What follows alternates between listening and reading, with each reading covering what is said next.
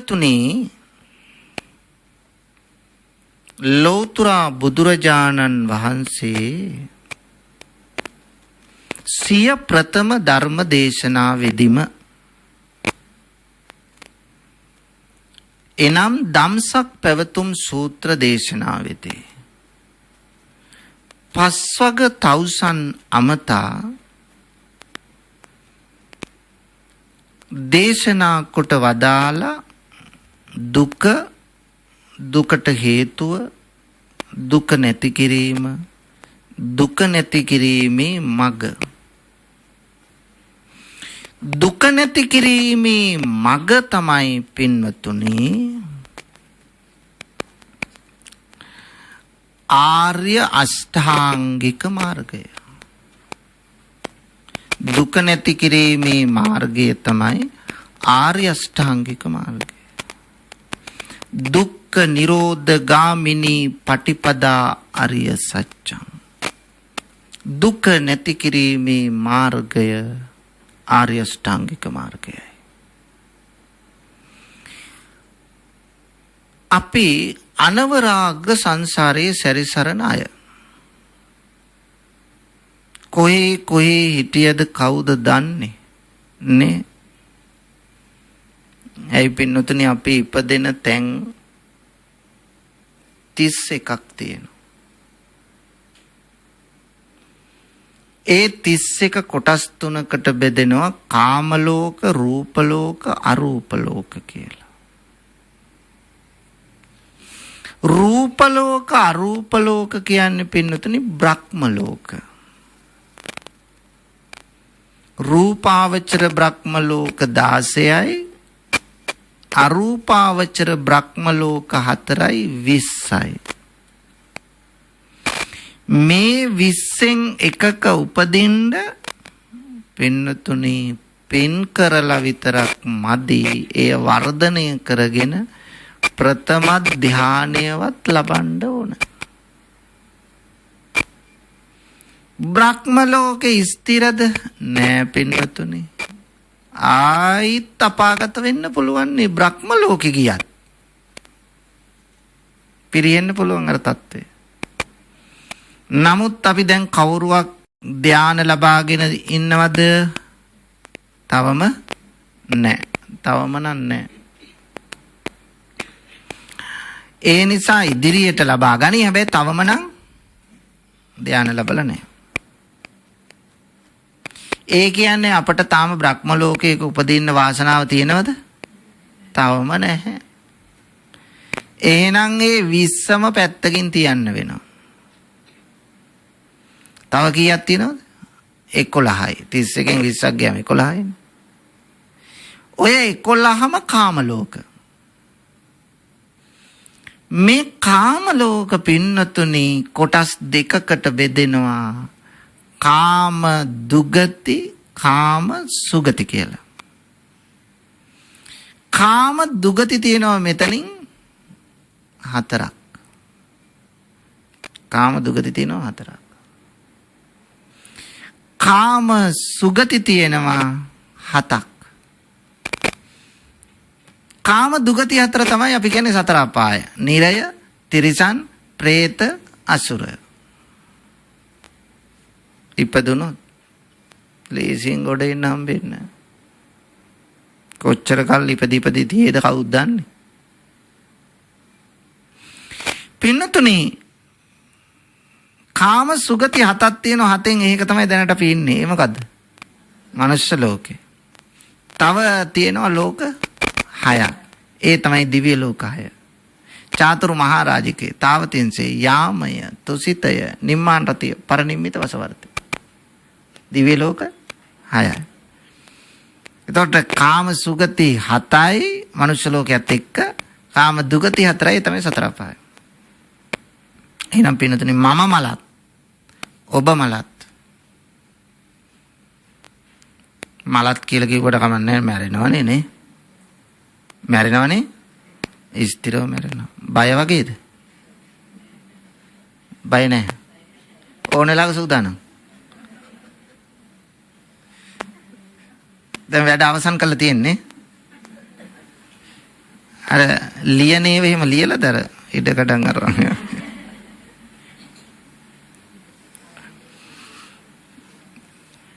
ඇත්තටම පින්නතුනි බයද නැද්ද? බයද නැද්ද? බයයි යන්නේ ඔය කිව්වට. ඔය කිව්වට අපි ඒ ගැන හිතලා නැති නිසා තමයි ඔය බය නැහැ කියන්නේ. බයයි. දැන් බලන්න ලෙඩක් හැදුණු ගමන් මොකද කරන්නේ? දොස්තර මහත්තයා හම්බෙන්න දුවලා යනවද නැද්ද? ඇයි ඒ? බයට. ඒ නිසා පින්නතුනි අපි කොච්චර කිව්වත් බයයි. බය නැද්ද? දුක් විඳින්න, මැරෙන්න බය නැහැ. ඔව්. එහෙම තමයි අපි කියන්නේ නම්. දුක් විඳින්න තමයි අපි බය, මැරෙන්න නම් බය නැහැ කියලා. අපි මැරෙන තැනට ඒ කියලා අපිට හිතෙන්න ඕන බලන්න කොහොමද කියලා, බයද නැද්ද කියලා දැනගන්න පුළුවන්. අපි දැන් මේ ඉන්න කවුරුවක් මැරෙන්න කැමති අයද? කිසි කෙනෙක් කැමති නැහැ. කිසි කෙනෙක් ඔය කිව්වට කැමති නැහැ. කොච්චර වයෝ වෘද්ධ වුණත් පින්නතුනේ අපි තව කලක් ඉන්න තමයි කැමති. ලෙඩ ඇඳේ හිටියත් ඉන්න තමයි කැමති. ස්වභාවය ඒකයි. මම නෙමෙයි කියන්නේ. බුදුහාමුදුරෝ දේශනා කරන්නේ. කොහොමද? සබ්බේ තසන්ති දණ්ඩස්ස සබ්බේ බායන්ති මච්චුනෝ. හැම කෙනෙක්ම දඬුවමටත් බයයි, මරණයටත් බයයි. සබ්බේ තසන්ති දණ්ඩස්ස සබ්බේ සංජීවිතං පියං. දඬුවමට බයයි, ජීවත් වෙන්න ආසයි. කවුදනේ මැරෙන්නේ කියයින්. දැන් හැබැයි අපි සමහර ගෙවල් වල ගිහිල්ලා ලෙඩ්ඩු බලන්න ගියාම ඔන්න ඇඳේ 100ක් 8ක් නැතුව ඉන්නවා. අපි මොකද කියන්නේ? ලෙඩා බලලා අයියෝ දුක් විඳ විඳ ඉන්නවා නේ. මැරිලවත් ගියා නම් එකක් කියලා තියනවද නැද්ද? ඕන තරම් කියලා ඇති. අපරාධ නිකන් දුක් විඳ විඳ ඉන්නවා, මැරුණා නම් එකක්. අපි කියනකොට මැරෙයි. මැරෙයිද?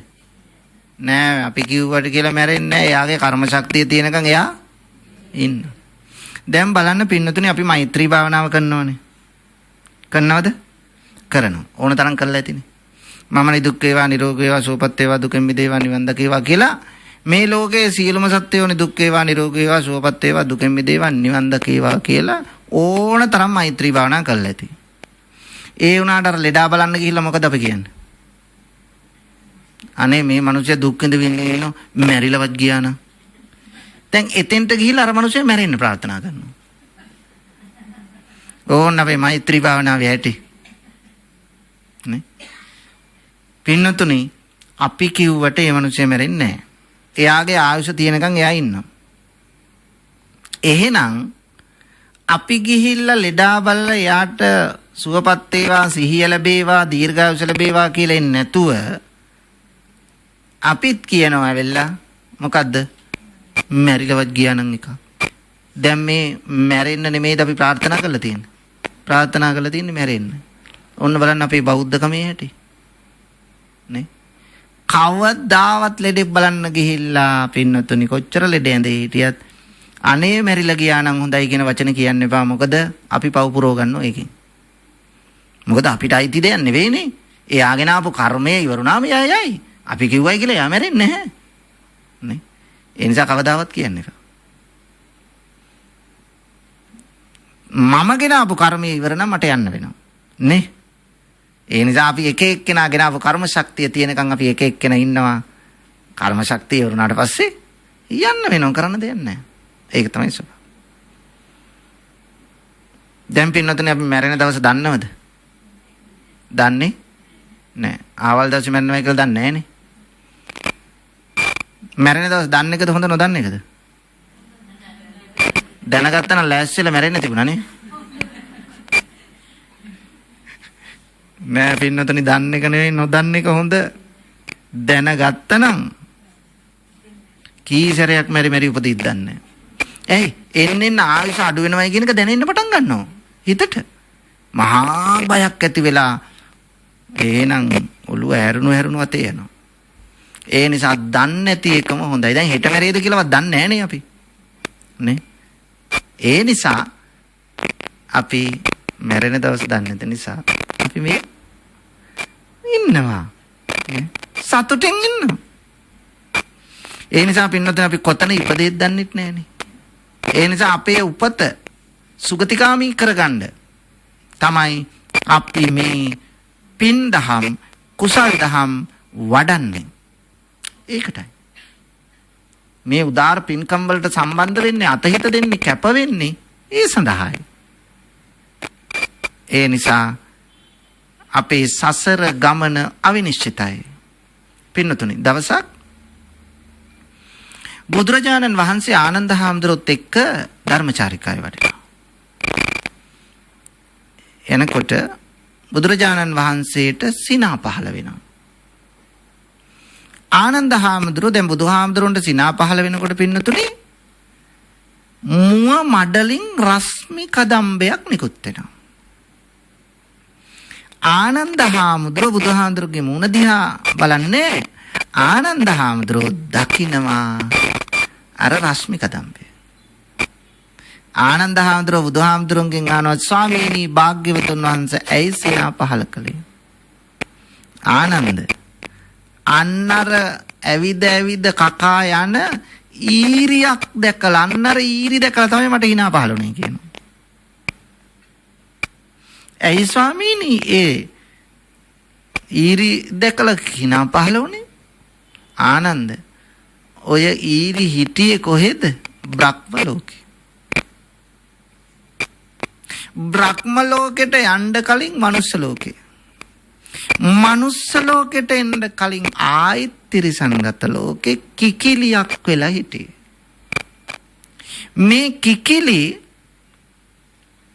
වෙනතනි මේ භික්ෂූන් වහන්සේලා වැඩ සිටින ආසන ශාලාවක් අසල තමයි ඇහිඳමින් කකා හිටියේ. අර ආසන ශාලාවේ වැඩ ඉන්න හාමුදුරුවෝ රුදේ හවස ධර්මයේ දේශනා කරනවා පිරිත් සජ්ජායනය කරනවා. අරකට කන් යොමු කරනවා මේක කියලා. බලන්න ධර්මයේ තේරෙන්නේ නමුත් අරක ඇහෙනවා. ඒ ශ්‍රවණයේ පිනෙන් එකපාරට මරණයටපත් වෙනවා. මරණයටපත් වෙලා මනුෂ්‍ය භවයක් ලබනවා. මිනිස්සෙක් කියලා පින් කළා විතරක් නෙවෙයි ප්‍රථම ධානය ලැබලා බ්‍රහ්ම ලෝකෙ උපදිනවා. බ්‍රහ්ම ලෝකෙ පින යුරුණාට පස්සේ ආපහු මනුෂ්‍ය ලෝකෙට එනවා. මේ ආපු පාර කරන්නේ පින් නෙමෙයි පව්. ඒ නිසා පව් කරලා ඔන්න මැරිලා ආපහු තිරිසන් අපායට යනවා.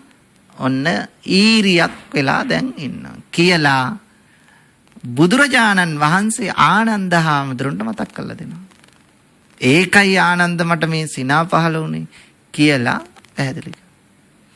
ඔන්න බලන්න පින්නතුනි අපේ සසරේ ස්වභාවය භයංකර බව. ඒ නිසා සසර බය දකින අපි වඩාත් පින් කරමින් කුසල් වඩමින් අපේ ජීවිතය සරු කරගන්න ඕන. නැත්තම් කොතෙන්ට යාද දන්නේ. පින්නතුනි ඔන්න එක ගම්පහ ඉන්න මහත්මයෙක් දවසක් මට දුරකථනින් කතා කළා. කතා කළා එතුමා කියනවා හාමුදුරනේ අපේ ගෙදර පරණ බඩු වගේක් තියෙනවා. ඒ ටික දෙන්න මං දුප්පත් කෙනෙක් හොය. හාමුදුරුවෝ මේකට මැදිහත් වෙනවා නම් මං කැමතියි කිව්වා. මං කෝ ඉතින් මහත්මයා මම ඔකට මැදිහත් වෙන්න ඕනේ නෑනේ. ඔබ හොයලා දුප්පත් කෙනෙකුට දෙන්න කියලා. ඊට පස්සේ කිව්වා නෑ හාමුදුරනේ මට මේ අමතනකොට මහත්ය කියලා නොකියුවට කමන්නේ. මම බොහොම තරුණ කෙනෙක්. මට අවුරුදු 24යි කිව්වා. මං ගෝ ඉතින් අවුරුදු 24ක් වුණාට පස්සේ මොකෝ මහත්යෙක් වෙන්න බැරිද කියලා. ඊට පස්සේ මං ඉතින් එයාගේ ඉල්ලීම නිසා අපේ ග්‍රාම නිලධාරි මහත්තයට කිව්වහම එයා කෙනෙක් කියලා දුන්නා. ඊට පස්සේ මම ඒ ගෙදර දුරකථන අංකේ දුන්නා අර තරුණයාට. එහෙනම් ওই බඩු ටික ඔයා ගෙනින් දෙන්න. මොනවද තියෙන්නේ කියලා හොම ලොකු ලියන මේසයක් තියෙනවා කිව්වා. ඊට පස්සේ තියෙනවා කිව්වා මේ කණ්ණාඩි මේසයක්. කෑම මේසයකට තියෙන පුටු දෙකක්. මේ දේවල් ටික තියෙනවා කිව්වා. මං කිව්වා හරි. එහෙනම් ගිහිල්ලා දෙන්න වාහනේකින්. දැන් ගම්පහ ඉඳලා අර මිනිස්සේ රත්මලාන්ට ගෙනියන්න. අරගෙන ගියා. ගෙනිහිල්ලා දුන්නා. දීලා එතෙන්ට ගිහිල්ලා මට කතා කරා. මං කිව්වා හොඳයි ගොඩක් පින්නේ ඔයගොල්ලොන්ට. ඊට පස්සේ බඩු ටික ලැබිච්ච ගෙදරනොත් මට කතා කළා. අනේ ආන්දරනේ අපි අඳුරන්නේවත් නැතුව ආන්දරෝ මේ වගේ දෙයක් කිරීම. මං කිව්වා අඳුරන්න ඕනේ නැහැ නේ ඕකට. මට නෙමෙයි පින් දෙන්න ඕනේ බඩු ටික ලැබුණු අයට. නෑ ආන්දරෝ මැදිහත් තුනේ නැත්තම් අපිට ලැබෙන්නේ නැහනේ. මං කිව්වා හොඳයි කමන්නේ. නමුත් ওই බඩු ටික පොඩ්ඩක් හොදලා කියලා පිරිසිදු කරලා ගෙට ගන්න. අනේ ආන්දරනේ දැනුත් ගෙදර ඇතුලේ මේකෝ තිබ්බේ ගෙනල්ලා. මං කිව්වා දැන් කමන්නේ. ඉතින් කොහොම හරි ওই බඩු ටික ආපහු එළියට අරන් හරි පිරිසිදු කරලා හොදලා ගෙට ගන්න කියලා. පින්නතුනේ පස්සේ දවස් දෙකකට පස්සේ මම අර තරුණයට කතා කළා ගම්පහ එක්කෙනාට.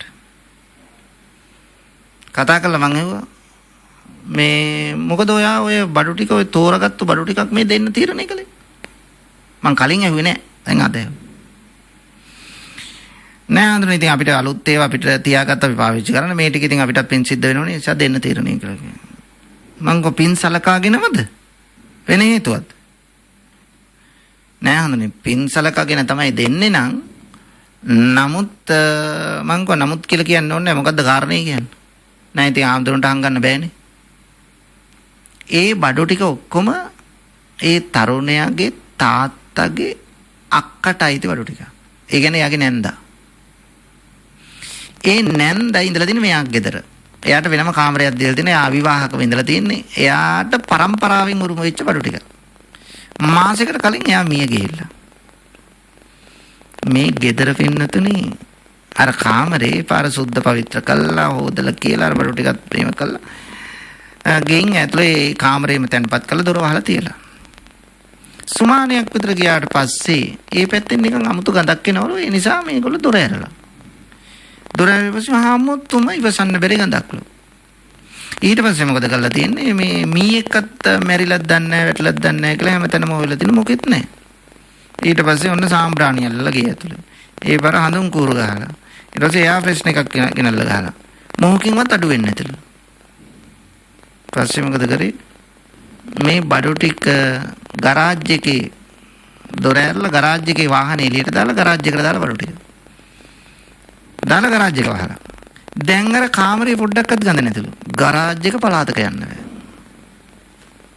මං කවා ඒකයි එහෙනම් ඔයා ඔය බඩු ටික දීලා තියෙන්නේ පින්සලකගෙනම තමයි කියලා මං කිව්වා.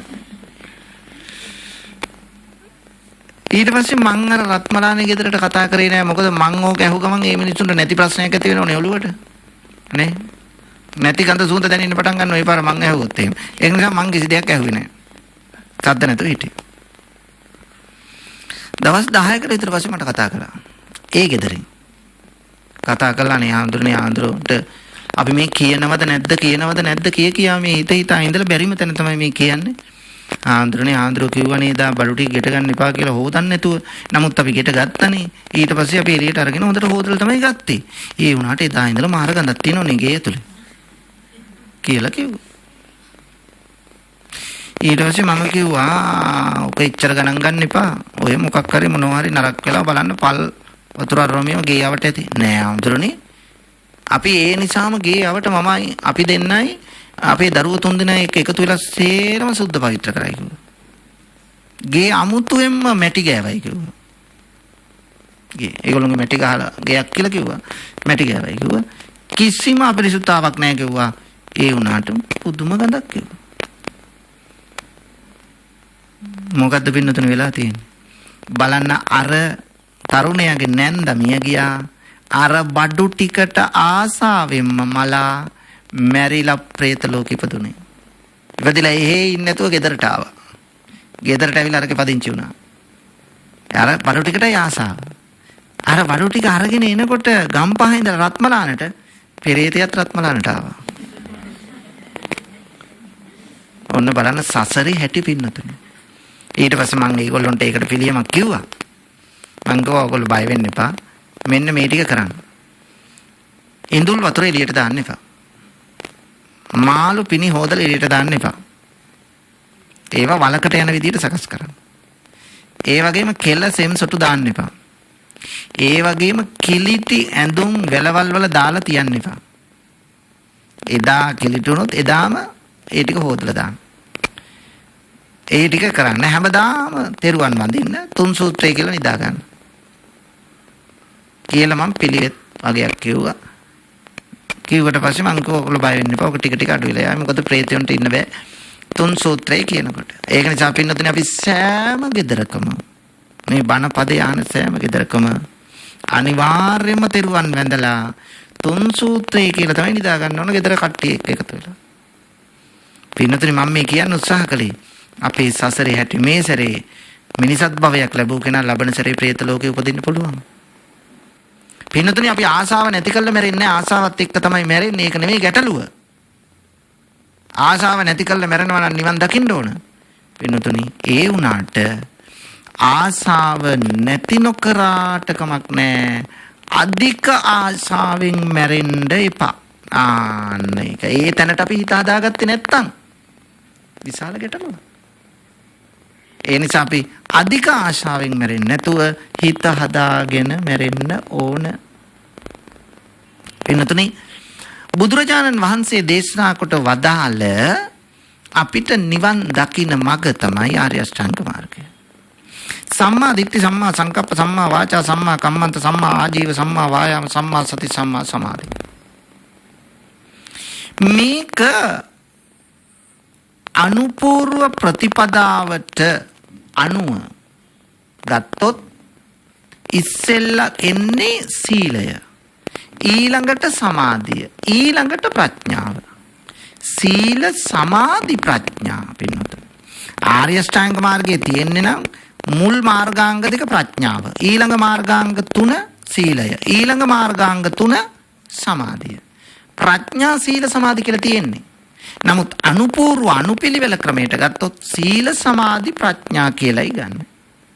සීල සමාධි ප්‍රඥා. පින්නත මේ සීල සමාධි ප්‍රඥා විදියටයි අපි ගන්න ඕන. සීල සමාධි ප්‍රඥා. සීලයට අයිති වෙන්නේ මොකද්ද පින්නතනේ? සම්මා වාචා සම්මා කම්මන්ත සම්මා ආජීව. මේ තුන. ඒතර සීලය කියලා කියන්නේ මොකද්ද පින්නතනේ? සීලය කියලා කියන්නේ කාය වාචානං සමෝදානං සීලං. කය වචනේ සංවර කර ගැනීම තමයි සීලය. කය වචනේ සංවර කර ගන්නවා කියන්නේ කයින් කරන වැරදි වචනෙන් කරන වැරදි වලුයි ඈත් වෙනවා. ඒව නොකර ඉන්නවා. ඒකට කයත් සංවරයි වචනයත් සංවරයි. සම්මා වාචා වචනෙන් කරන වැරදි වලින් ඈත් වෙලා යහපත් වචන කතා කරනවා. සම්මා වාචා. සම්මා කම්මන්ත. කම්මන්ත කියලා කියන්නේ පින්නතුනේ මෙතන ක්‍රියාව. කර්මාන්ත කියලා කියන්නේ රැකියාව නෙමෙයි ක්‍රියාව. සම්මා ආජීව කියලා කියන්නේ රැකියාව. එහෙනම් වචනය සංවර කරගන්නවා, කය සංවර කරගන්නවා, රැකියාව දැහැමි කරගන්නවා. ඔන්න සම්මා වාචා සම්මා කම්මන්ත සම්මා ආජීව සීලයට අයිති 3. එතකොට පින්නතුනේ මේකේ වටහා ගන්න ඕන දේ තමයි මොකද්ද? දැන් සීලය කියලා කියන්නේ අපි බොහෝ දෙනෙකු මේකට දෙන නිර්වචනය තමයි සතුන් මරි පන්සිල් ගත්තොත් එimhe සතුන් මැරීමෙන් වැළකෙමි. සොරකම් කිරීමෙන් වැළකෙමි. කාමයේ වර්ධව ඇසිරීමෙන් වැළකෙමි. බොරු කීමෙන් වැළකෙමි. සුරාවෙන් වැළකෙමි. වැළකෙමි විතරයි අපි කියන්නේ. ඒක. දැන් පන්සිල් වල තේරුම ඇහුම වැළකෙමි කොහොම තමයි කියන්නේ. ඒව කරන්නේ නැහැ. පින්නතුනේ ඒක තමයි මූලික පියවර. ඒ වරද නොකිරීම. ඒක හොඳයි. ඒ වරද නොකිරීම හොඳයි. පින්නතුනේ වරද නොකිරීම හොඳ වගේම වරද නොකිරීම හොඳ වගේම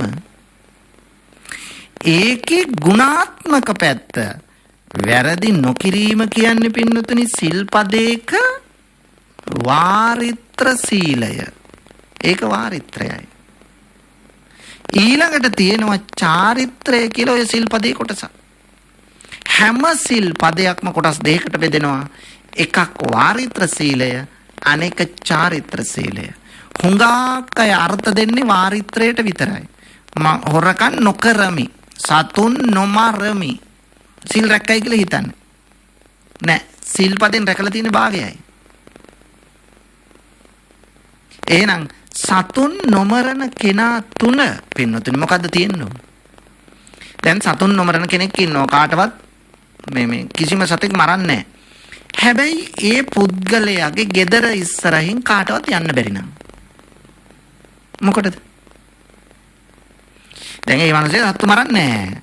සත්තු මරන්නේ නැති එක්කෙනා ගෙදර ඉස්සරහින් යනකොට ඕන් නරක වචනෙන් මේ දේවල් කියනවා. හිංසා කරන, නින්දා කරන, අපහාස කරන. නේ? ඉතින් වැඩක් නැහැනේ. කාටවත් විපතක් වුණාට පිහිට වෙන්නේ නැත්තම් කිසිම මනසේ තෙත් බවක් නැත්තම් සතුන් නොමරා හිටියා කියන කෙනා හරියට හිරේට දාලා ඉන්න මිනිස්සයා වගේ. එතනින් එහාට යන්න ඕන අපි. ඒ කියන්නේ සතුන් නොමරන කෙනා තුල පින්නතුණි තියෙන්න ඕන චාරිත්‍රය. ඒ කියන්නේ සතුන් මැරීමට එරෙහිව යන ගුණධර්ම ටික. මොනවද? මෛත්‍රිය, කරුණාව, දයාව, ලෙන්ගතුකම, පරිහිතකාමී බව, අවිහිංසාව. ඔය ගුණ ටික නැත්තම් මානසික හදවතේ තෙත් බවක් නැත්තම් මෛත්‍රියක් නැත්තම් අනුන්ට පිහිට වෙන්නේ නැත්තම් සානුකම්පිත දෘෂ්ටියක් නැත්තම් සතුන් නොමරන එකේ ඔහින්න වෙච්චරයි. දියුණුවක් නැහැ. එනිසා එතන විදලා බෑ. මින් එහාට යන්න ඕන. ඊළඟට බලන්න සොරකම් කරන්නේ හොඳයිනේ. සොරකම් කරනකොට සොරකම් නොකරන එක. අනිත් මිනිස්සුන්ගේ නිශ්චල හා චංචල දීපල ආරක්ෂා වෙනෝනේ. ඒක හොඳයි. හැබැයි පින්නතුනේ එතනින් නතර වෙලා බෑ. දැන් සමහර හොරකම් කරන්නේ හැබැයි අම්මා තාත්තටවත් තෙල් බිඳක්, නූල් පටක්, බත් මිටක් කතා කරලා දෙන්නේ. එහෙමයි නැද්ද? කොච්චර ඉන්නවද? වැඩක් තියෙනද හොරකම් නොකර හිටියයි කියලා. අතනම තමයි. පින්නතුනේ හොරකම් නොකරන කෙනා තුල ඇති කරගන්න ඕන චාරිත්‍රය තමයි පරිත්‍යාගශීලීත්වය. නැත්තම් වැඩක් නැහැ. පරිත්‍යාග කරන්න ඕන. ඒක. ඒ නිසා පරිත්‍යාගශීලීත්වය ඇති විය යුතුයි. ඒක තමයි අපි තුල ඇති කරගන්න ඕන. ඊළඟට පින්නතුනි මෙන්න මේ විදියට කයින් කරන වැරදි වලිනුයි වචනයෙන් කරන වැරදි වලිනුයි ඈත් වෙලා ඈත්වීම විතරක් ප්‍රමාණවත් වන්නේ නැහැ. අර ಗುಣධර්ම ටිකත් ඇති කරගන්න ඕනේ. ඒක තමයි අපේ මනුෂ්‍යත්වය කියලා කියන්නේ. ඒකෙන් තමයි අපේ කුසලතාව වර්ධනය කරගන්නේ. ඒකෙන් තමයි නිවනට හේතු වෙන්නේ. නැත්තම් වැලකිලා හිටියයි කියලා ප්‍රමාණවත් වෙන්නේ නැහැ. ඒකයි. එතකොට හැමදාම සීලේ විතරයි ඉන්නේ. සීලේ මුල් කොටසේ වාරිත්‍ර සීලේ විතරයි. චාරිත්‍රයට ගිහිල්ලා නැහැ. ඒක හරියන්නේ නැහැ. එතනින් නතර වෙන්න එපා කියන එකයි මේ කියන්නේ. දැන් පින්වතුනි සීලයට මුල් උනේ මොකද්ද? දානය. දැන් දාන සීල භාවනා කියලා ත්‍රිවිධ පුණ්‍ය ක්‍රියාවක් තියෙනවා. ඔබ ඕන තරම් කරලා තියෙනවා. දැන් දානය දන් දීම නිසා සීල් රකින්නමනේ. අපි හිතමු ඕන දන් දෙනවා. දන් දෙන කෙනා තුල පින්නතුනි හිතනවනේ මම මේ දන් දුන්නු මම අනේ මොකටද මේ අනුන්ගේ මේ තුට්ටු දෙකක් ගන්නෙ? මම මෙච්චර ලක්ෂ ගණනින් දන් දීලා තියෙනවා. මම මොකටද මේ පොඩි දෙයක් ගන්නෙ? අන්න බලන්න දාණය නිසා හොරකමින් වැළකෙනවා. ඒකයි. දාණය නිසා සීලය රැකෙනවා. මම මොකටද අනේ මෙච්චර දන් දුන්නු මම මොකටද මම මේ බොරුවක් කියලා කවුරු හරි රවටන්නේ? වැඩක් නැහැ. මෙච්චර පරිත්‍යාග කළ මට මොනවද රවටලා ගන්න තියෙන්නේ? අන්න බලන්න දාණය සීලයට හේතු වෙනවා. ඒකයි. සීලය භාවනාවට හේතු වෙනවා. දැන් අපි මෙතන ඉන්නේ පින්නතුනේ සීලය. සීලය. එතකොට කය සංවර කරගත්තා, වචනේ සංවර කරගත්තා, හැකියාව වර්ධනය කරගත්තා, වාරිත්‍රය චාරිත්‍රය දෙකම ඉෂ්ට කරගත්තා.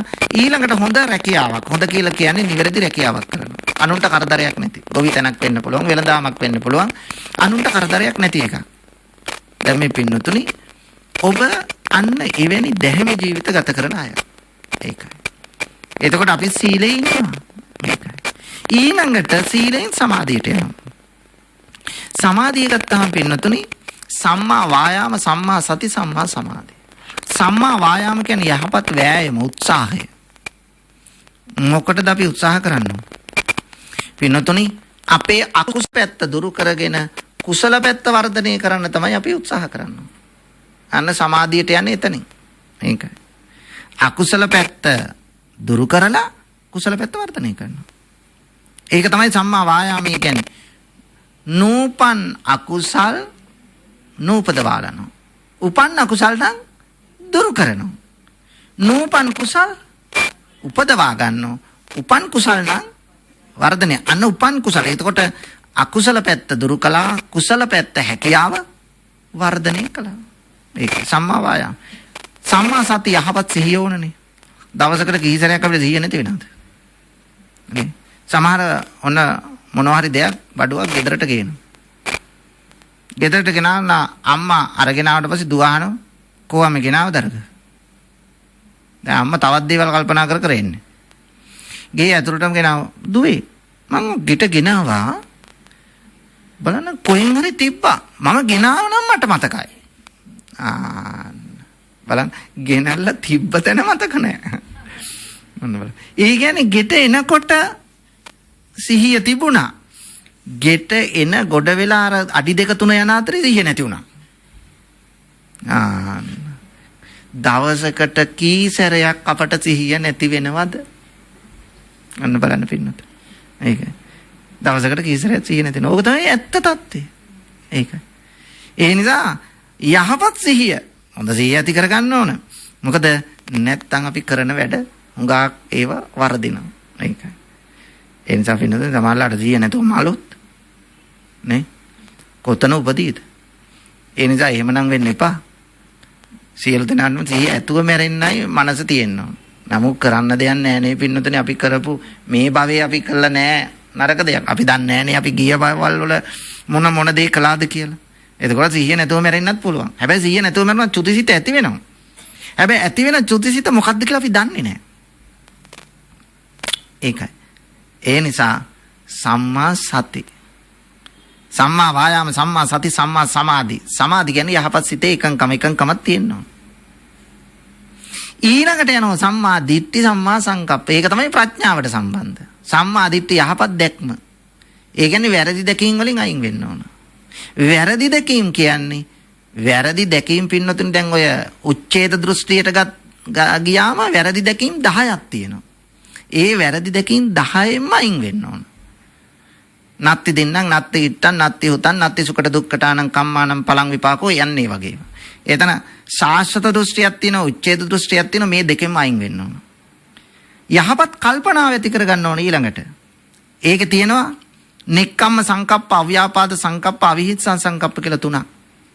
මෙන්න මේ දෙකෙන් සමන්විත වුණොත් සම්මා දිට්ඨි, සම්මා සංකප්ප, ඒක තමයි ප්‍රඥාවට සම්බන්ධ.